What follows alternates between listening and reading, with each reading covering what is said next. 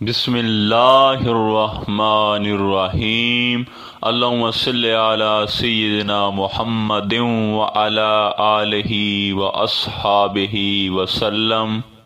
ہمارا آج کا موضوع خاص شریعت، طریقت، معرفت اور حقیقت پر ہے،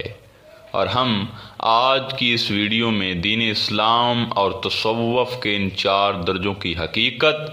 اور ان 4 درجوں تک کیسے پہنچا جاتا ہے یہ وضاحت کریں گے، اور اس ویڈیو کو دیکھنے کے بعد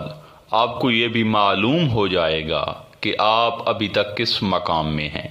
شریعت میں ہیں، طریقت میں، معرفت میں یا حقیقت میں ہیں۔ سامعین محترم، یقین جانیں کہ جو راہ سلوک کے مسافر ہیں ان کے لیے ان 4 درجوں کو سمجھنا اور ان تک پہنچنا انتہائی ضروری ہے، چونکہ شریعت، طریقت، معرفت اور حقیقت کو سمجھے بغیر اللہ تک پہنچنا مشکل ہی نہیں بلکہ ناممکن ہے۔ دیکھیں سامعین، جو عشق الہی اور تصوف کا پہلا درجہ شریعت ہے، اس کا عالم ناسوت ہے۔ عالم ناسوت کو عالم حیوانات بھی کہتے ہیں، کیونکہ اس کا فعل حواس خمسہ سے ہے، جیسے کھانا، پینا، سونا، سونگھنا، دیکھنا، سننا وغیرہ۔ جبکہ شریعت کا جو علم ہے اسے علم شریعت کہتے ہیں، کیونکہ شریعت سے اوامر اور نواہی، حلال اور حرام، فرض، واجب، مستحب، مکروہ، جائز اور ناجائز اور سزا و جزا کا ایک جامع نظام استوار ہوتا ہے،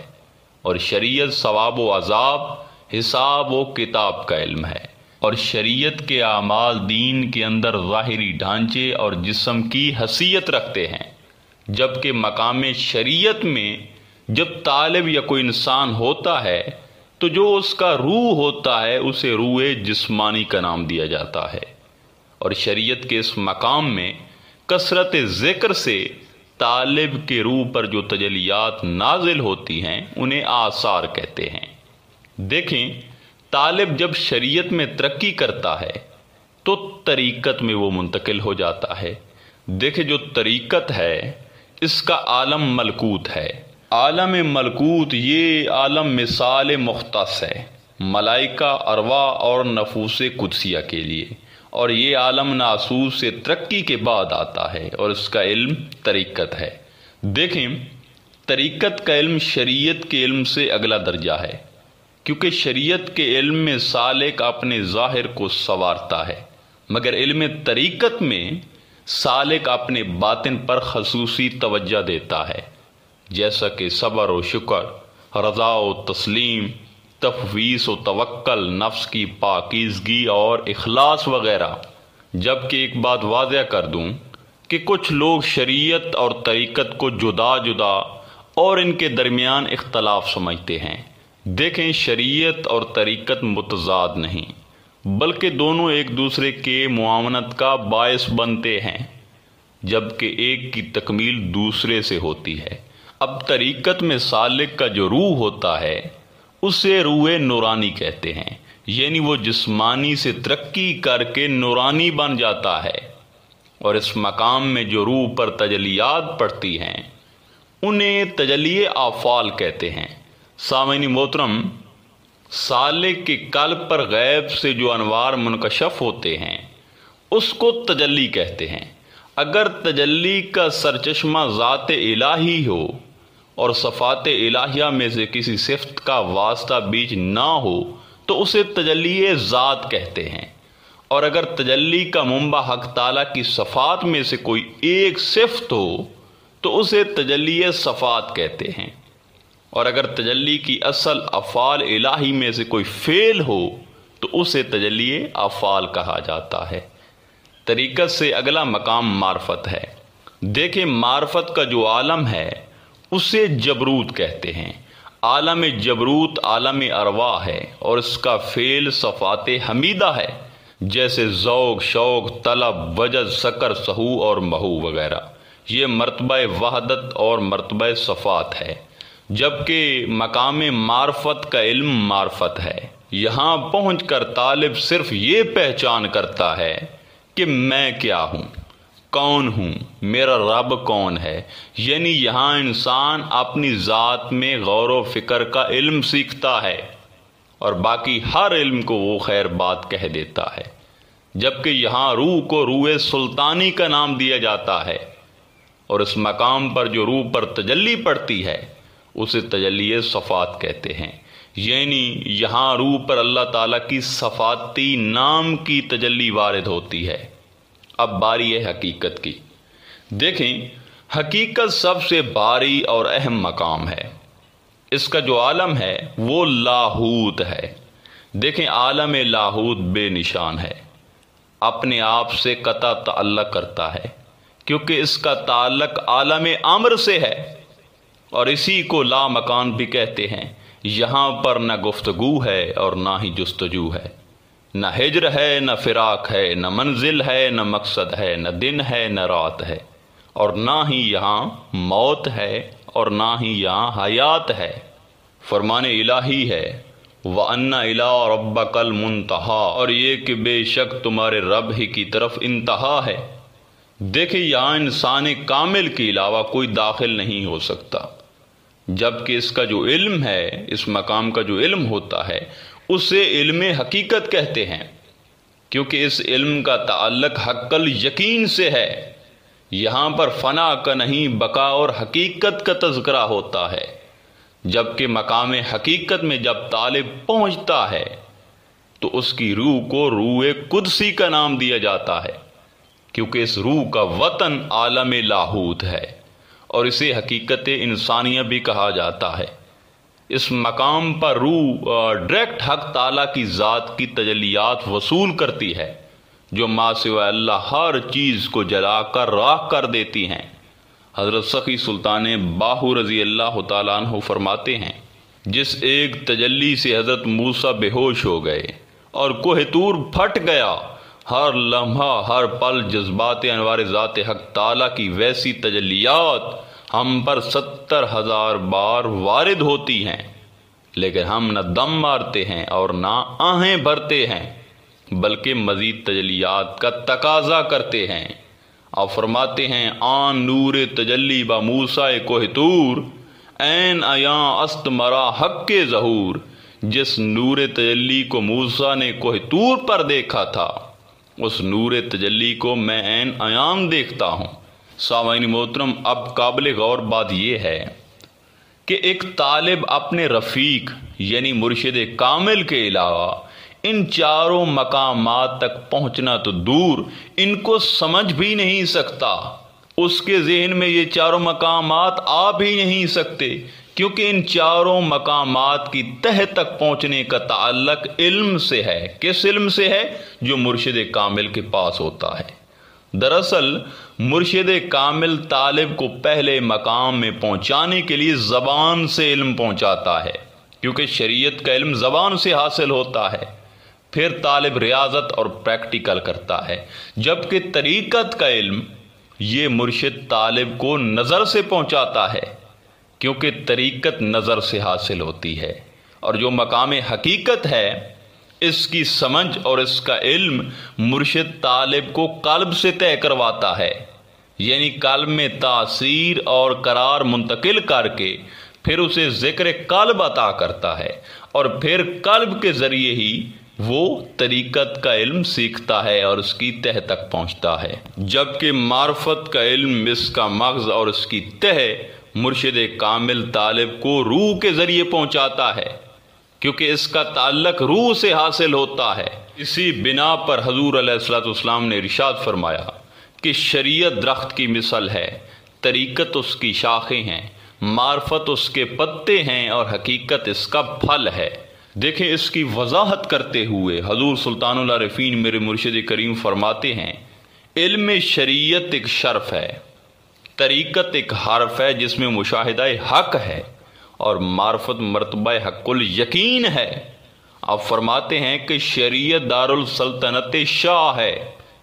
طریقت کو شریعت سے ہی راہ ہے، اور حقیقت کی طریقت سے ہی حق پر نگاہ ہے، اور معرفت برائے حقیقت محرم سرا اسرار الہ ہے۔ دیکھیں سامعین، ان چاروں درجوں کا جو بادشاہ ہے اسے شریعت کہتے ہیں، کیونکہ شریعت سے ہی طریقت، حقیقت اور معرفت کے فیض پھوٹتے ہیں، اور طالب حق کو پہلے مقام شریعت پر خاص توجہ مرکوز رکھنی چاہیے اور سستی نہیں کرنی چاہیے۔ حضور سلطان العارفین حضرت سخی سلطان باہو رضی اللہ تعالیٰ عنہ فرماتے ہیں، جو آدمی شریعت کے دائرے سے باہر قدم رکھتا ہے وہ استدراج کا شکار ہو جاتا ہے۔ دیکھیں، استدراج ایک نفسانی اور شیطانی علم ہے جس میں طالب کو کشف و کرامات دکھائے جاتے ہیں، اور آپ فرماتے ہیں کہ یہ سراسر گناہ ہے، کیونکہ باطن کی ہر راہ اور ہر مقام شریعت سے ہی نکلتا ہے اور شریعت میں ہی واپس آتا ہے، جیسا کہ حدیث شریف میں آیا ہے کہ انتہا ابتدا کی طرف لوٹ آنے کا نام ہے، اور شریعت کا شرف قرآن سے ہے، اور قرآن کا شرف اسم اللہ ہے، لہذا کوئی بھی چیز شریعت اور قرآن اور اسم اللہ سے باہر نہیں ہے۔ ایک اور مقام پر آپ رضی اللہ تعالیٰ عنہ فرماتے ہیں کہ جان لے شریعت کال ہے، طریقت افعال ہے، حقیقت احوال ہے، اور معرفت و وصال ہے۔ مگر سامعین محترم، یاد رہے کہ ہر مقام سے دوسرے مقام پر پہنچنے کے لیے طالب مولا کو ہزاروں حجابات سے گزرنا پڑتا ہے، اور ان چاروں مقامات کے درمیان جو حجابات ہیں اس کی وضاحت کرتے ہوئے حضور سلطان صاحب فرماتے ہیں،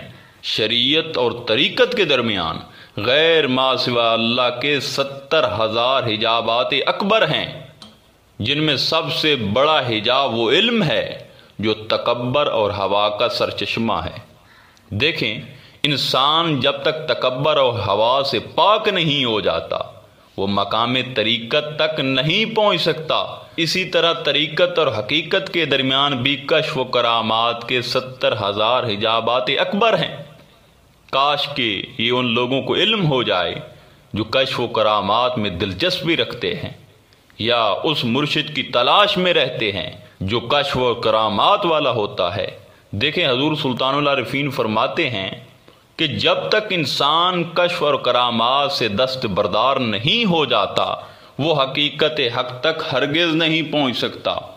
اور اسی طرح حقیقت اور معرفت کے درمیان 70,000 صفاتی حجابات اکبر ہیں، اور جب تک عارف عارفیت لباس معرفت سے جان چھڑا نہیں لیتا وہ ہرگز مقام غرق نور اللہ میں نہیں پہنچ سکتا، اور مقام غرق نور اللہ اور مقام حی و قیوم بقا باللہ کے درمیان 70,000 حجابات اکبر ہیں۔ لہذا جب تک انسان اپنے جسم کو اسم اللہ کے تصور اور تصرف میں غرق نہیں کر دیتا وہ ہرگز بقا باللہ نہیں ہو سکتا، اور نہ ہی وہ حیات دو جہاں سے سرفراز ہو سکتا ہے، کیونکہ اس مقام کو نعمت الہیہ کا مقام کہا گیا ہے، جس کے متعلق فرمایا گیا ہے کہ صراط الذین انعمت علیہم، ان لوگوں کی راہ پر چلا جن پر تیرا انعام نازل ہوا۔ اور اسی طرح حضور طالبان مولا کی رہنمائی کرتے ہوئے فرماتے ہیں کہ جب طالب مولا مقام شریعت پر ہو تو اس کے لیے شرائط یہ ہیں کہ وہ شیطان کے شر کے خلاف چلے، معرفت کا حکم دے،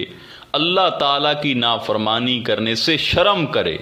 حلال کھائے، سچ بولے، صغیرہ اور کبیرہ گناہوں سے اجتناب کرے، علم دانش حاصل کرے، اور اپنے ارد گرد فرض، واجب، سنت اور مستحب کے 4 حصار قائم کرے، اور اس قلعے کے درمیان اللہ تعالیٰ کی توفیق کو اپنا ساتھی بنا کر عبادت کرے، اور جب وہ ترقی کر کے مقام طریقت پر پہنچ جائے تو اس کے لیے شرط شطاری ہے۔ اس سے مراد تیز رفتاری ہے، یعنی جس طرح شہباز کی پرواز کے ادھر اڑا اور ادھر اپنے مطلوب کو حاصل کر لی، اسی طرح وہ ہو۔ اور مقام حقیقت میں شرط دلداری ہے، اللہ کے سوا کچھ موجود نہیں، جو کچھ ہو رہا ہے اسی کی طرف سے ہے۔ اے میرے دوست، دم نہ مار کہ خیر اور شر اللہ ہی کی طرف سے ہے۔ اللہ کی مخلوق کے لیے خیر حضرت محمد صلی اللہ علیہ وآلہ وسلم ہیں، اور شر شیطان ہے۔ آگے انسان پر ڈیپینڈ ہے کہ وہ کس کی خواہش رکھتا ہے، اور مقام معرفت میں غم خواری ہے۔ معرفت کی شرط یہ ہے کہ جو جتنا بڑا عارف ہوتا ہے وہ اتنا ہی بڑا عاجز ہوتا ہے۔ حضور سلطان العارفین فرماتے ہیں جو آدمی ان چاروں مقامات کی حقیقت نہیں جانتا وہ بیل اور گدھے کی مثال ہے، اور وہ فقر اور تصوف سے بے خبر ہے۔ دیکھیں سامعین، اللہ تعالیٰ تک پہنچنے کے سفر میں جب طالب ابتدائی زینہ پر قدم رکھتا ہے تو اسے صرف یہ معلوم ہوتا ہے کہ خدا ہے، لیکن وہ اس کی ذات اور صفات سے قطعی طور پر لا علم ہوتا ہے۔ پھر وہ ظاہری عبادات کے ذریعے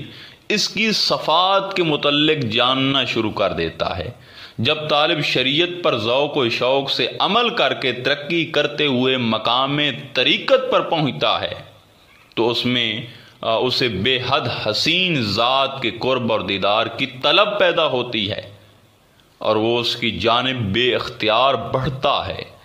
آگے بڑھتے بڑھتے جب وہ حقیقت اور معرفت کے مقام پر آتا ہے تو طالب بظاہر اس دنیا میں ہوتا ہے، لیکن باطن میں وہ ہر وقت محبوب حقیقی کی یاد میں مگن رہتا ہے، جس کی وجہ سے باقی خیالات اور تمام تصاویریں دھندلی ہونے لگتی ہیں اور محبوب کی تصویر واضح ہونے لگتی ہے۔ سامعین محترم، یاد رہے کہ اللہ تعالیٰ کے پسندیدہ لوگوں میں شامل ہونے کے لیے اور اللہ تعالیٰ کا قرب اور وصال پانے کے لیے شریعت، طریقت، حقیقت اور معرفت کی تمام منازل کو طے کرنا ضروری ہے۔ کسی ایک مقام پر ٹھہر جانا نقصان دہ ہے۔ دیکھیں، جس طرح پانی اگر ایک جگہ ٹھہر جائے تو گندا اور بدبودار ہو جاتا ہے، اسی طرح روح بھی اگر کسی ایک مقام پر رک جائے تو نفس اور شیطان کے شکنجے میں پھنس جاتی ہے۔ آخر میں دعا ہے